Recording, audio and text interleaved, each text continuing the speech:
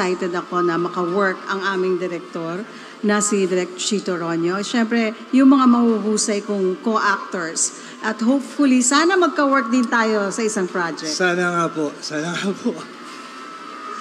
And we have to... Best screenplay? Or other citation? Best screenplay.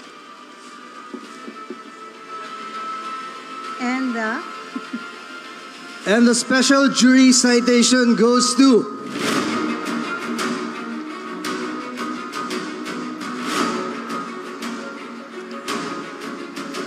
Vice Ganda!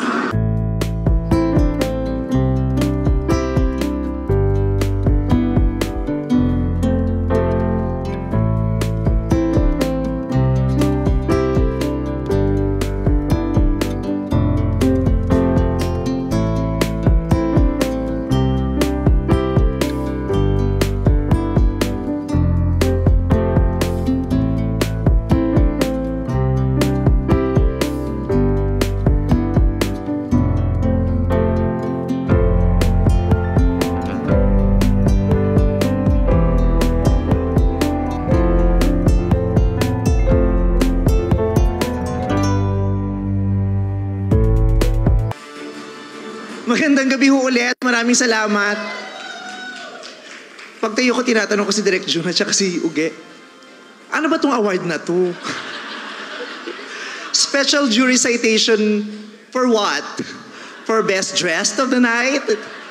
Special jury citation for best performance? Ganun ba yon? Okay. So, salamat po. Seriously, hindi ko talaga alam. Tagtatanga-tangahan ako. Ayoko naman magpasalamat, hindi ko naiintindihan yung award. Nice. Pero, eto na po, babasahin. yun i-explain pa lang, baka sa best hairstyle, best outfit. Ito Okay. na po. The jury of the 50th MMFF awards a special citation to a performer who has broken the ground and gone out of the familiar and comfort zone to prove his growth as an artist and tackle issues relevant to the contemporary society. The MMFF jury honors Vice Ganda for his achievement in this year's festival. Thank you very much! Oh my God!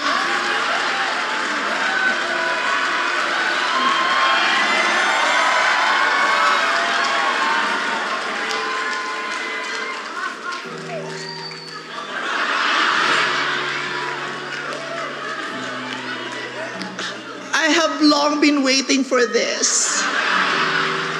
At last, finally, I am seen. Hindi joke yun. Hindi. But maraming salamat po sa pagkilala na yun. Thank you very much. Yeah, thank you so much. Tonight, I am seen.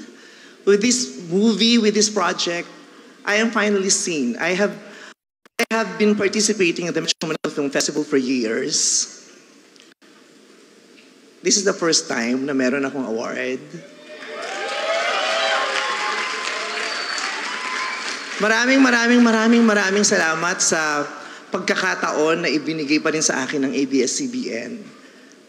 Sa mga panahon na hirap na yung kumpanyang kinabibilangan ko, pinipilit pa rin nilang gumawa ng magagandang proyekto, magagandang mga contents. At nagpapasalamat ako dahil sa mga pagkakataon na hindi na nila kayang gumawa ng maraming proyekto, maraming pelikula, maraming contents. Isa ako sa mga napipili nilang gumawa ng mga pelikulang ilalabas nila bawat taon. At maraming salamat kay Direk Jun Lana, binigyan mo ako ng ganitong istorya. Binigyan mo ako ng ganitong istorya na inaantay na rin ng marami. Binigyan mo ako ng ganitong pagkakataon na gumanap sa isang karakter na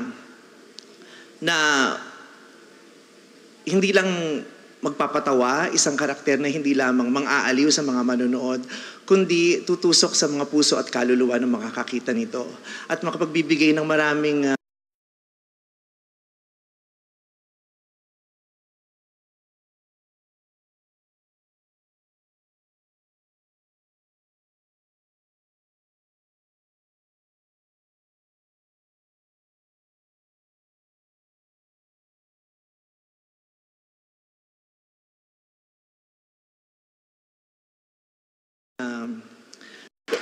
Baka ito yung award sa mga first runner-up.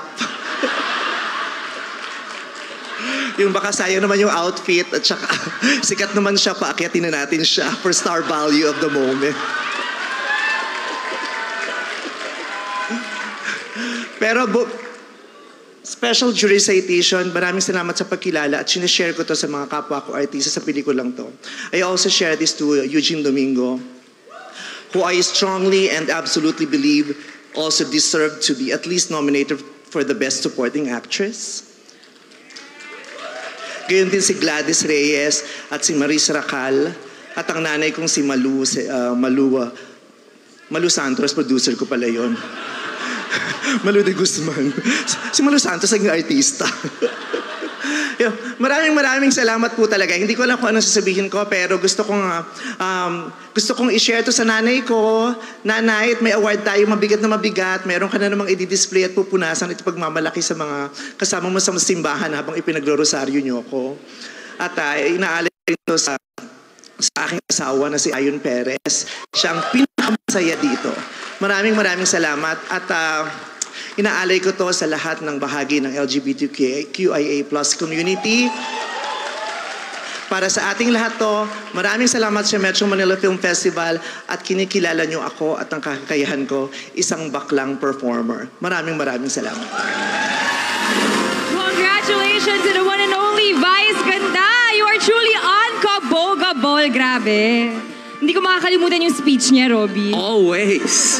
Grabe, made a mark on our MMFF 50 Vice Ganda and always in the service of the Filipino worldwide. Okay, congratulations, Mimi Vice. But right now, to present the next award, we still have Miss Lorna Tolentino and Mr. Dennis Trillo. For the best screenplay? No pala, hindi pa. Ikaw muna.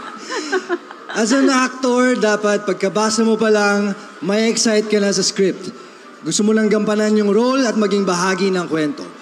At dyan po lumalabas ang kahalagahan ng isang magandang screenplay dahil sa screenplay, sa script, dito nagsisimula ang isang pelikula. At ito po ang mga mahuhusay na screenplay para sa MMFF 50. Here are the nominees. Espantajo, Chris Martinez.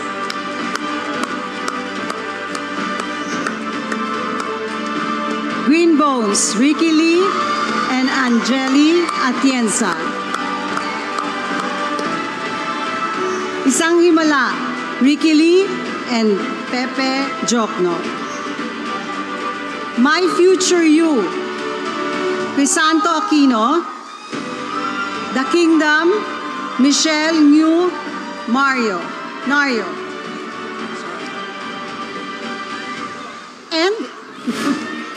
And the MMFF 50 Best Screenplay Award goes to Ricky Lee and Angeli Atienza, Green Bones.